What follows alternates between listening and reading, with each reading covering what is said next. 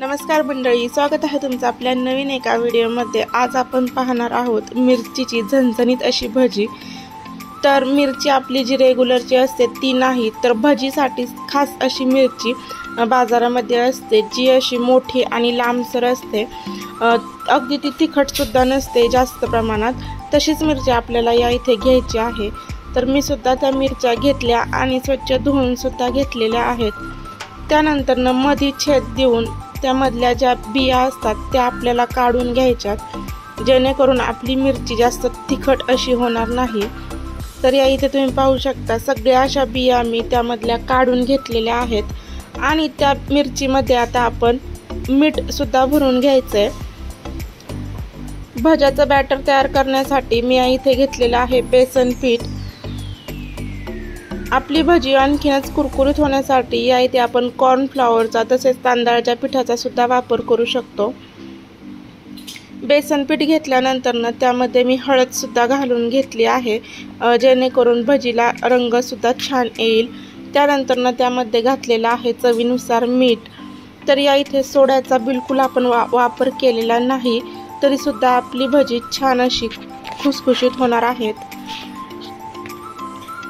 आता हे मिश्रण मी हाताच्या साहाय्याने छान असं कालून घेतले। त्यानंतर त्यामध्ये पाण्याचा वापर करून ते पुन्हा एकदा छान असं मी कालवून घेतलेलं आहे।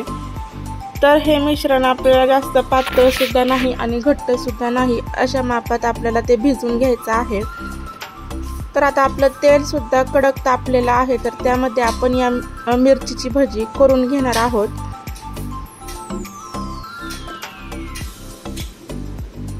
तर आपलं पीठ व्यवस्थित घट्ट म्हणजे भिजवलेलं आहे, त्यामुळे आपण आता त्यामध्ये जी मिरची आहे तिला व्यवस्थित असं बेसन पिठाचं कोटिंग करून घेणार आहोत।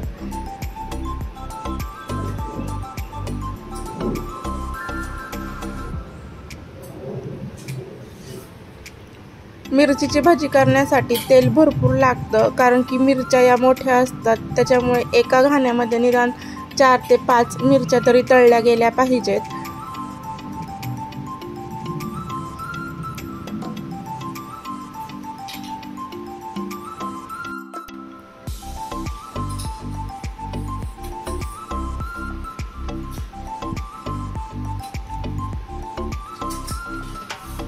तर असा आपला एक भज्याचा घाणा तळून झालेला आहे।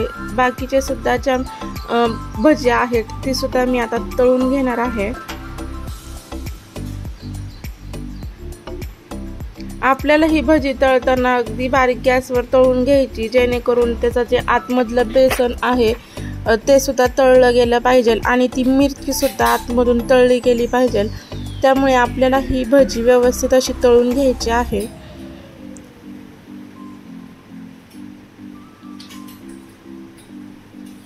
तर आता आपले एक बॅच तळल्यानंतर आपले जी बाकीच्या ज्या राहिलेली भजी आहेत ती सुद्धा आपण तळून घेऊयात।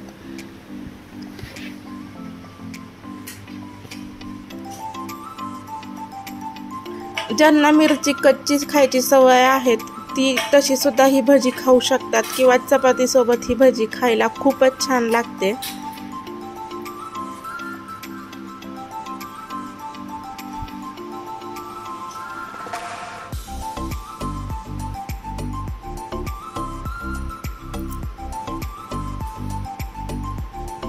अगदी ही भजी खाण्यासाठी चवदार लागते। तर तुम्ही नक्कीच हा पदार्थ ट्राय करून पहा। प्रत्येकाची वेगवेगळी करण्याची पद्धती असते, मी माझ्या पद्धतीने ही भजी करून तयार केलेली आहे।